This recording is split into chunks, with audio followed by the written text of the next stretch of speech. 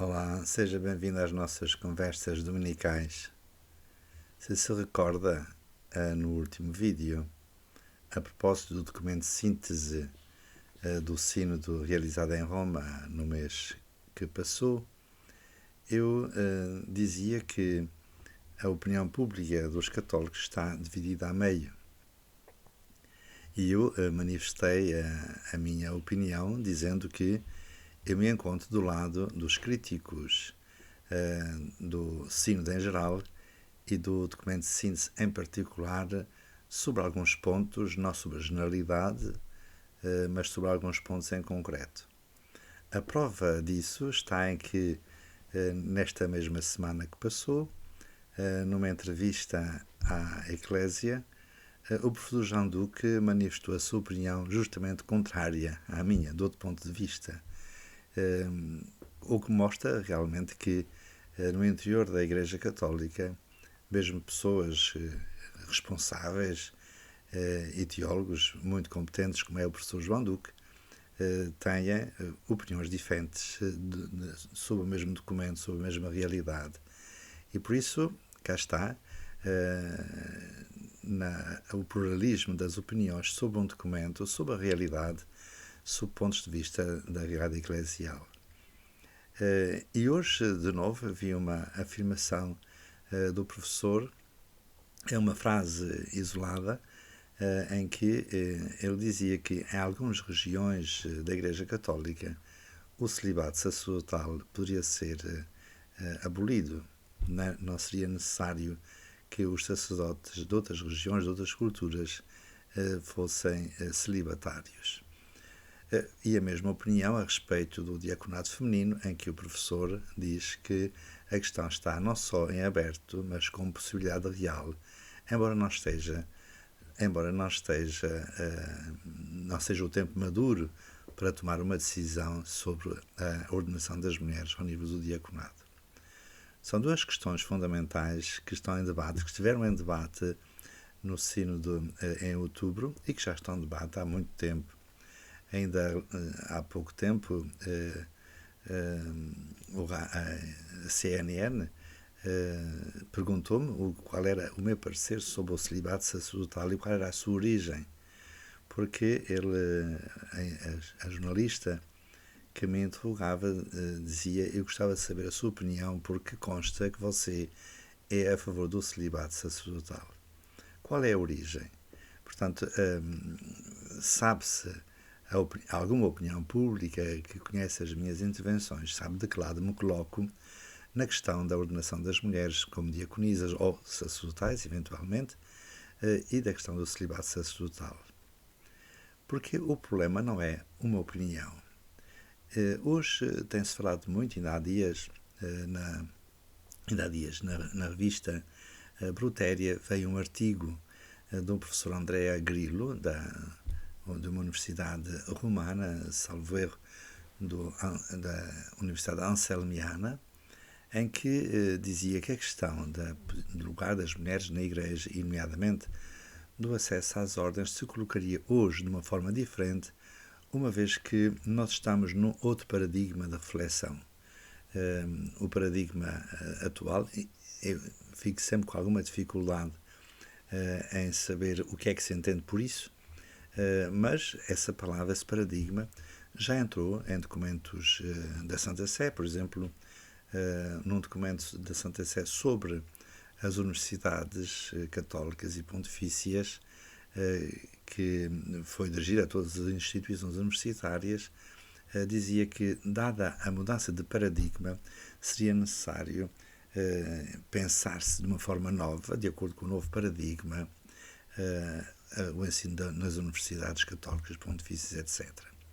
O conceito de paradigma serve agora, como outros conceitos que não estão bem devidamente definidos, para justificar alterações. O Papa Francisco também, já várias vezes, em circunstâncias diversas, se referiu à necessidade à necessidade de adequar a Igreja ao novo paradigma que estamos a ver, paradigma cultural. Agora, o que é que se entende por paradigma? Isso é uma outra questão que não está definida. Tanto mais que o paradigma é um conceito das ciências sociais. E recordo a filosofia das ciências de Karl Popper, de Thomas Kuhn, que fala nas mudanças de paradigmas, uma vez que as ciências humanas, as ciências sociais em geral, as ciências vão evoluindo na busca não da verdade, porque são céticos na questão da verdade do ponto de vista científico. No caso de Karl Popper, considera que as teorias científicas não demonstram a verdade, mas demonstram a falsidade de outras teorias, porque a ciência avança através de conjecturas e refutações. Portanto, a noção de paradigma é uma noção das ciências, da filosofia das ciências. Na teologia, e sobretudo na eclesiologia, mas também na teologia, é melhor falar-se de modelos. E, de facto, na eclesiologia há um estudioso americano que defende vários modelos da eclesiologia, verifica na investigação histórica vários modelos de igreja que se foram constituindo ao longo das histórias, mas os modelos não superam os outros modelos, coexistem com os outros modelos, e por isso em teologia é inadequado o uso do paradigma, e por isso a argumentação do professor Andrea Grillo, de uma Universidade Pontifícia em Roma, tem bases insuficientes para demonstrar a possibilidade de mulheres acederem às ordens sagradas. A mesma coisa se diga do celibato. A reflexão do professor João Duque pressupõe aquilo que, pelo menos no meu entender, aquilo que no Sínodo se falou sobre o contexto. A fidelidade, essa se constitui um conceito novo, que é a fidelidade contextual. A fidelidade entende-se aos fundamentos da Igreja, por exemplo, do ponto de vista moral, os mandamentos da lei de Deus. Os mandamentos da lei de Deus, nós devemos ser fiéis aos mandamentos da lei de Deus, mas depende dos contextos. Há contextos diversificados e, por isso, é uma fidelidade contextualizada de acordo com as circunstâncias de cada lugar.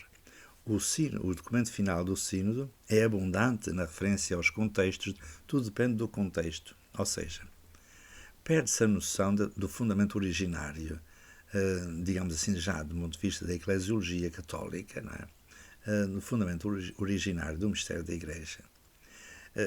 Considerar-se-á que a doutrina que nós encontramos no Evangelho depende do contexto no qual Jesus viveu, ou é válida para todos os contextos possíveis e imagináveis. A palavra de Deus é contextualizada, depende do contexto em que se vive, e por isso, se o contexto mudam as aproximações ao próprio contexto. E por isso, perde-se a noção da definitividade do que a palavra de Deus representa. Deus é um só, Deus é fiel, Deus é sim, e por isso, aquilo que vale no tempo em que Jesus viveu e que anunciou o Evangelho, de que os apóstolos foram os transmissores, vale para todas as épocas, para todas as circunstâncias, para todos os contextos. A palavra de Deus é permanente, é viva e eficaz, permanentemente. E por isso, havemos de ver esta realidade profunda do mistério da Igreja, inclusive o sacerdócio, o estilo de vida do sacerdote. Nós sabemos, o pressuposto é que nós vivamos, pelo menos na tradição latina, que foi progressivamente discernindo. Hoje fala-se tanto do discernimento. Ora, a lei eclesiástica que universalizou o celibato como forma de viver o mistério do sacerdócio, naturalmente podemos dizer que remonta ao Concílio de Trento, a afirmação definitiva. Mas o celibato sacerdotal tem origem apostólica. Começa aí. Quem introduz o celibato, a virgindade consagrada, é o próprio Cristo, no seu estilo de vida. Os estudiosos da exegese bíblica dizem claramente que há duas coisas, ou dois princípios, digamos assim, que são incontrovertíveis no mistério de Cristo. Primeiro, é a sua palavra sobre o adultério, sobre a indissolubilidade do matrimónio. Os evangelhos sinóticos são claros em afirmar isso, e o mesmo Evangelho de São João. O Evangelho de São João, naquele episódio da mulher adúltera, tem aquela, conhece com certeza a passagem, frente àqueles que a queriam apedrejar, Jesus escreve no chão e no fim, quando todos se afastaram, perguntou à mulher: ninguém te condenou? Não, Senhor. Então vai e não tornes a pecar. Quer dizer, há aí uma condenação clara do adultério. Vai e não tornes a pecar, isto é, reconcilia-te com o seu marido. Portanto, a palavra de Jesus sobre o adultério e sobre que se é contrário ao princípio que João Paulo II, nas catequeses sobre a teologia do corpo, desenvolveu amplamente, tem origem cristológica. O matrimónio é uno e indissolúvel por vontade divina, é por isso que aquilo que Deus une, não separa o homem. E outro tema que é incontrovertível é o estilo de vida. Jesus viveu celibatário, portanto, ele não casou.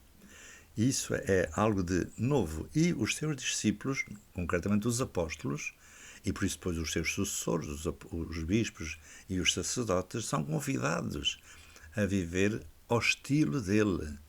E por isso os apóstolos, concretamente, deixaram tudo. E no caso de São Pedro, ele deixou a mulher e os filhos e a sua profissão.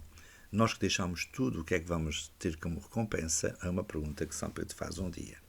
Portanto, a origem do celibato é cristológica, que depois a Igreja progressivamente foi discernendo até ao ponto de, primeiro tolerando, em alguns casos, de bispos e de sacerdotes, depois progressivamente evoluindo para fixar como lei, como regra, que não é de origem eclesiástica, mas que a Igreja regula, que os seus sacerdotes sejam celibatários, se foi depois no discernimento da sua origem cristológica.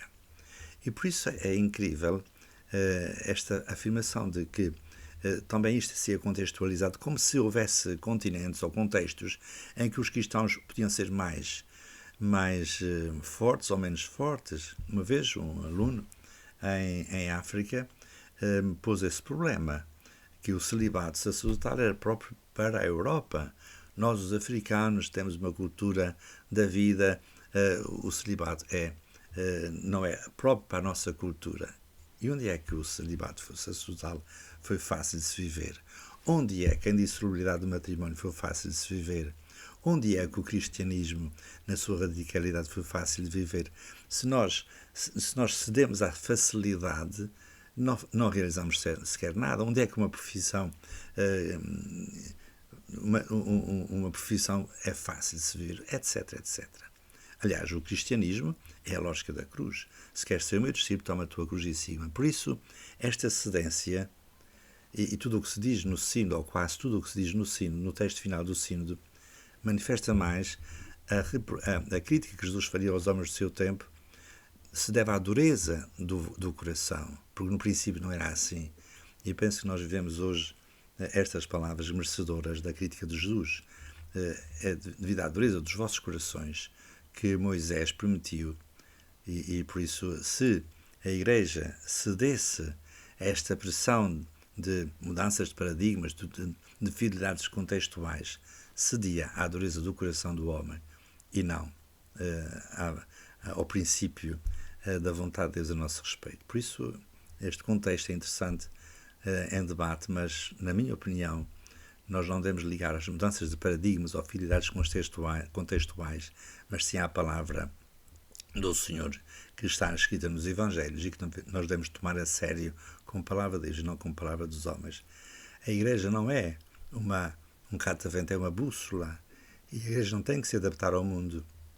Bastante anunciar o Evangelho, naturalmente na debilidade, na fraqueza. Já São Paulo dizia, nós transportamos tesouros preciosos em vasos de barro que somos nós. Muito obrigado pela sua atenção. Até à próxima conversa dominical, se Deus quiser.